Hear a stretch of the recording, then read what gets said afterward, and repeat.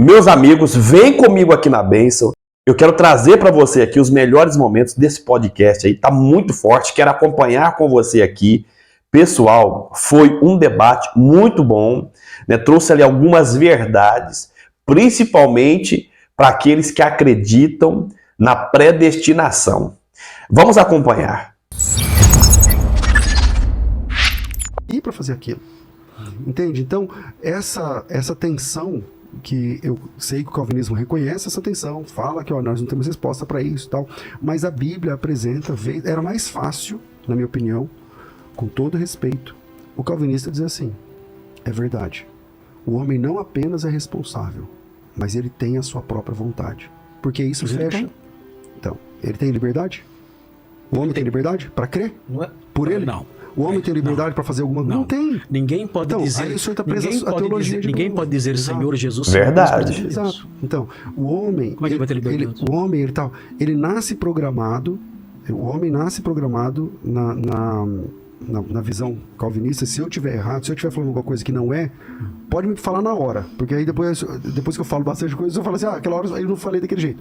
Então, o calvinismo entende que o homem não tem livre-arbítrio. Não tem. Não tem livre-arbítrio. Então, eu fui programado para estar aqui hoje.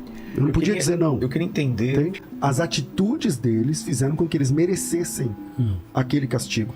Deus não é injusto com ninguém. Mas a Bíblia fala que ele faz o perverso para o dia da calamidade. Não há injustiça da parte de Deus. Não tem nenhuma, mas a Bíblia fala que ele faz o perverso para o dia da calamidade. Deus fez todos.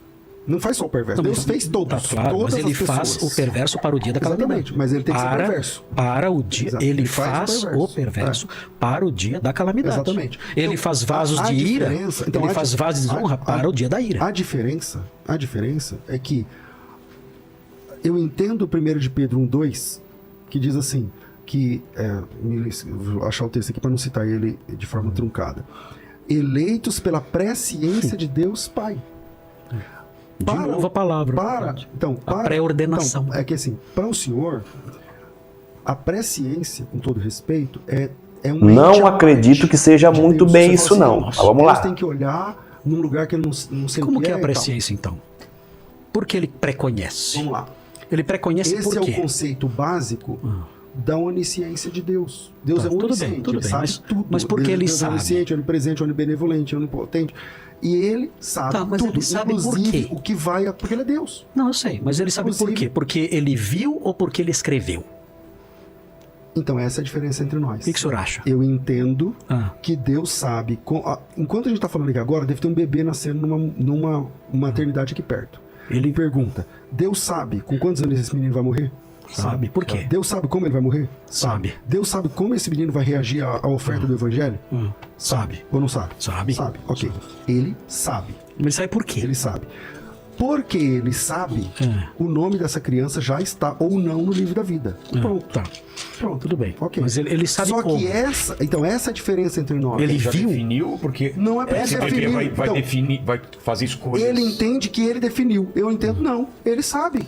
A oferta que foi... Vamos dizer que esse menino que está nascendo agora, com 30 anos vai receber Cristo como Salvador, vai virar um missionário e vai morrer com 90 anos. Vamos dizer, hipoteticamente. Ok, Deus sabe? Sabe.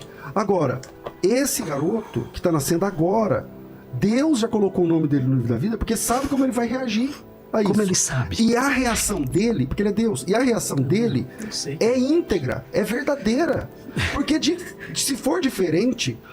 Não é honesta a oferta pastor, do evangelho. Quando Jesus, eu já concluo. Quando Jesus falou assim, ide por todo mundo e pregai o evangelho a toda criatura, quem crer e for batizado será salvo, quem não crer será condenado, fica em xeque essa questão. Então, eu entendo o eleito pela presciência de Deus, pastor, que Deus, não é que o futuro é um ente à parte de Deus. Não. Deus, na sua onisciência, ele é onisciente. Ele sabe tudo, inclusive o passado de todo mundo e o futuro de todo mundo. Ele sabe tudo. Agora, ele não é culpado. Como ele sabe? Porque ele é Deus. Ele não é culpado. Não é a natureza dele que eu tô falando. Como é que ele sabe por quê? Porque ele viu antes, é isso? Não, ele sabe, não é que ele viu antes, ele sabe. Ele sabe. Porque Vai acontecer porque vai. O que vai acontecer amanhã, Deus já sabe agora. Não é porque ele escreveu isso. Não porque ele escreveu. Por que não é porque ele escreveu? Não. Por quê? Ele não determinou isso. Então vou responder a sua ele pergunta. não determinou. Não. Por quê? Porque no final, o Senhor vai ser julgado. O ímpio vai ser julgado. E ele vai ser julgado pelo quê? Pelas suas escolhas, pelas suas obras. Tá. Olha só o que fala aqui o Salmo 139:16. Os teus olhos me viram a substância ainda informe, e no teu livro foram escritos todos os meus dias. É isso aí. Cada um deles escrito e determinado. Ele sabe porque ele escreveu. Deus decretou, ok, mas ele é responsável por você. Tá bom. Então ele tem esse livre-arbítrio? Aí você fala, não. Então como ele é responsável por ele fez? não. É uma conta que não fecha, pastor. Mas é claro, mas o que eu estou dizendo aqui continuamente é que a conta não fecha. Então, assim como o senhor aceita que o homem tem o decreto acima, então aceita também que o homem tem esse livre-arbítrio. Não, Não pastor, dói nada, é não, rapidinho, pastor, tá na Bíblia. Peraí, o tempo pastor, todo. peraí. Livre-arbítrio, então, é vontade, é isso? Não, eu não disse que livre Que não é é? apenas vontade. O que é? É a condição de tomar decisões livre de qualquer coisa externa. Isso é livre-arbítrio. Então o senhor não crê, por exemplo, no pendor da carne, na corrupção da vontade. Você fala, o mundo é carne de diabo? Na natureza pecaminosa, o senhor não crê? Creio, o homem é pecador. O homem é pecador. Mesmo sendo pecador, ele pode receber Jesus Cristo como seu Salvador. Tá, mas assim, a Bíblia fala que o homem natural, ele não pode discernir as coisas espirituais, ele é incapaz disso.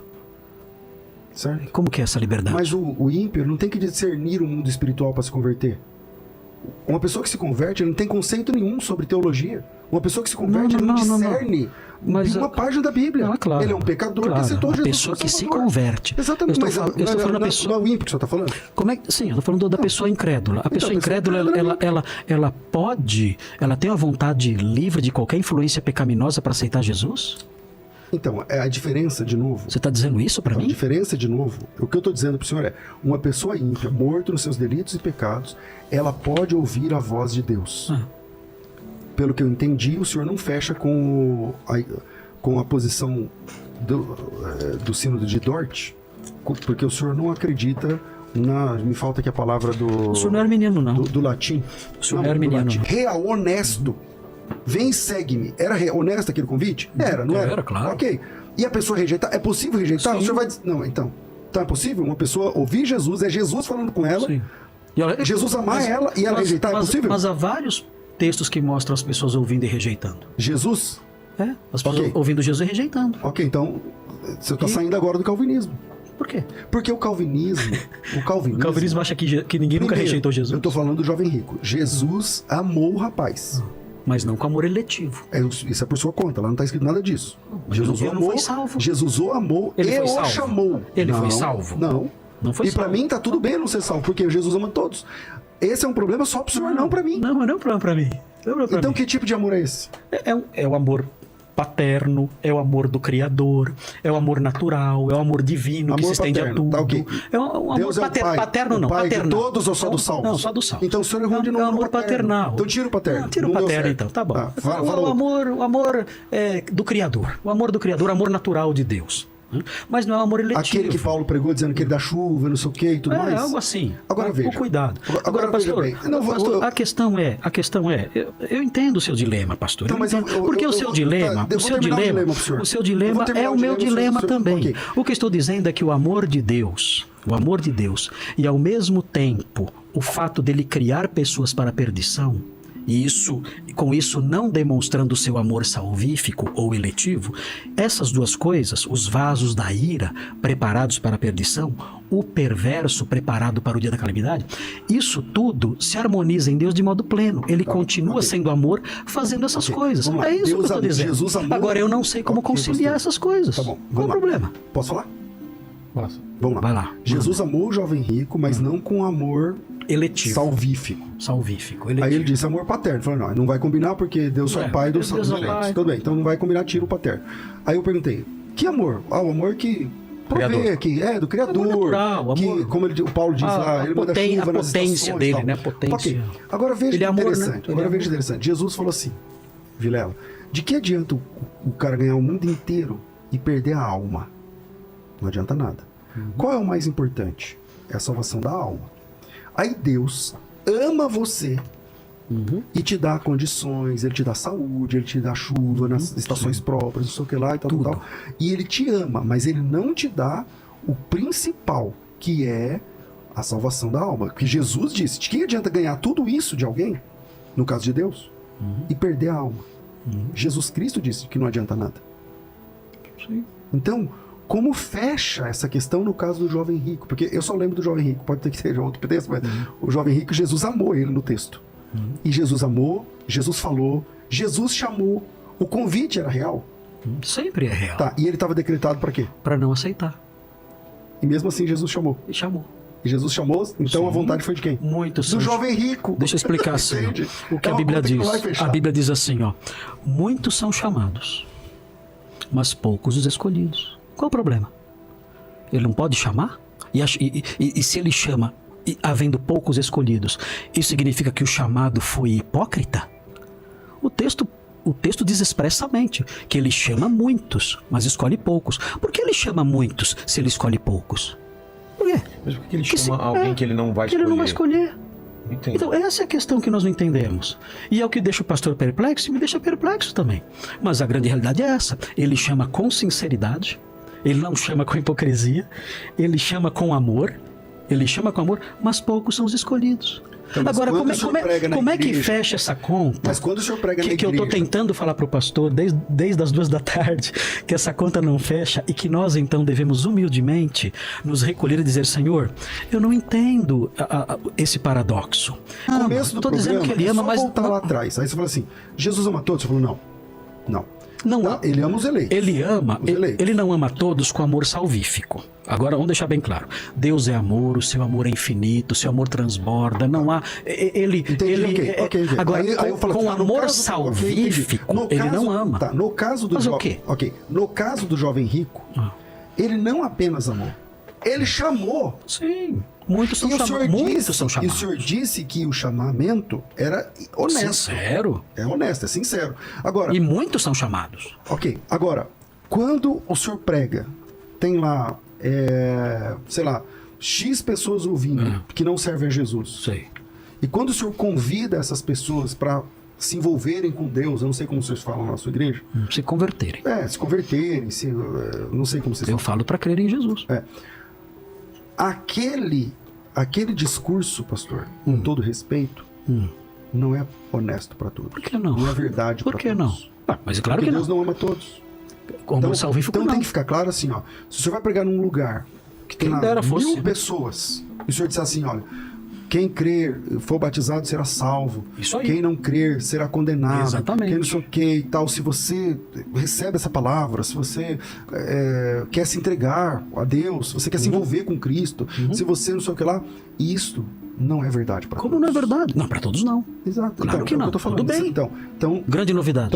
não, grande novidade não. É só uma questão. Grande novidade. É só uma questão que eu acho que tem que ficar claro. Mas é muito claro O senhor isso. Não é muito a pregação do evangelho não é um convite honesto a todos. A pregação do evangelho, calvinismo, não. mas eu não sei quem é eleito. A Bíblia fala assim, convite. a Bíblia fala assim: creram todos aqueles que foram destinados para a vida. Atos 13. Creram todos que foram destinados para a vida. O apóstolo Paulo, quando ele pregou em Atenas, em Corinto, em Atos 18, Deus falou assim para ele. Olha como Deus encorajou ele a pregar. Falou assim: olha, Paulo, não temas, fala e não te cales, porque ninguém ousará fazer-te mal, porque eu tenho muito povo nessa cidade. povo nesta cidade. Eu tenho muito povo nessa cidade. Jesus disse: eu tenho outras ovelhas, não deste aprisco, elas ouvirão a minha voz.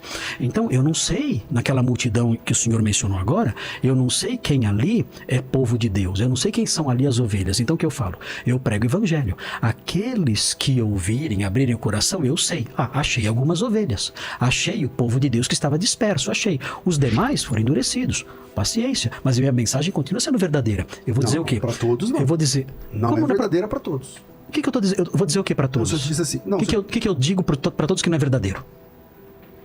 O que eu digo? Jesus Cristo ama ele, que quer salvar. Mas isso eu não falo. Então, eu não falo isso. Quando o senhor prega o evangelho, o senhor prega que Jesus morreu na cruz por quem? Eu falo que Jesus Cristo morreu pelos nossos pecados. Então, isso não é honesto a todos. Não, Porque não é para todos. mas morreu pelos nossos pecados. Não, não mas morreu? não é para todos. Ele morreu Então, pelos nossos essa pecados ou pregação, me falta uma palavra mais... Bom, assim, me falta uma palavra, pastor, mais assim, polida. Então, assim, quando eu falo na honesto, pregação, é muito na, forte. na pregação mas apostólica, não é verdade para todo mundo. Na pregação apostólica, eles nunca falaram isso. Os evangelistas, em Atos dos Apóstolos, quando pregavam o evangelho, nunca falaram isso. Eu li aqui, posso ler de novo. Eu posso ler de novo, voltar aqui nos textos e mostrar que Jesus Cristo morreu por todos os homens. Não. Vamos lá, Tito 2:11. Não, eu estou falando. Como que o senhor lida com Tito 2:11? Eu estou falando que quando os apóstolos pregavam, ele não chegava e falava assim, ó, Deus ama todos vocês. Não Tá bom, falava pastor. Tito, Nunca falaram Tito isso. é um apóstolo, é Paulo. Não tem, Paulo não tem escrevendo. nenhuma pregação. Tá bom, Tito é Paulo escrevendo. Sim. E Não, Paulo, eu sei, mas está escrevendo para que que o Tito. senhor Eu lida- estou falando sobre evangelismo. Tá bom, como o senhor diz- O senhor está falando sobre evangelismo? Estou. Como o senhor- Então, no evangelismo, como o senhor lida com Tito 2:11? como é que as pessoas em Atos dos Apóstolos, a pregação apostólica, como que era? Tá. Como que o senhor lida com Tito 2:11? A graça de Deus, é esse texto, né? Isso. Se manifestou Salvador a todos os homens. É verdade isso? Claro que é. Você sabe o que significa? Então o que é verdade? Isso que o senhor acabou de assumir que é verdade ou é o calvinismo que diz que não é para todos? Não, rapaz, olha, deixa eu te explicar. Vamos lá. Por que Paulo escreveu isso aí? A graça de Deus se manifestou Salvador a todos os homens. Por que ele escreveu isso? Porque naquela época, naquela região, ali o Oriente Médio, naqueles dias, estava agraçando um modelo filosófico teológico chamado gnosticismo. O gnosticismo falava o seguinte, olha, nós conhecemos algumas verdades secretas. E essas verdades secretas, elas nos dão salvação. Eles chamavam essas verdades secretas de epignosis, um conhecimento pleno. Então, nós temos acesso a esse conhecimento pleno, secreto. Só alguns têm acesso a esse conhecimento. Então, se você tiver acesso a esse conhecimento, você será salvo e vai se casar com os anjos quando você morrer. Isso era um dos aspectos do proto-gnosticismo, do gnosticismo embrionário, lá naqueles dias lá. O que Paulo fala então? Olha, o evangelho é diferente. A graça de Deus não é assim. Não é uma mensagem secreta. Ela se manifestou salvadora a todas as pessoas. Ela mostrou o caminho da salvação a todas as pessoas. É isso que significa. É só todo isso. Ser humano. A É graça só... de Deus ela salvadora, eficaz e salvadora a todos os seres humanos. Okay. É o que o texto diz. O senhor acabou de dizer. Ok, pastor. Tá bom.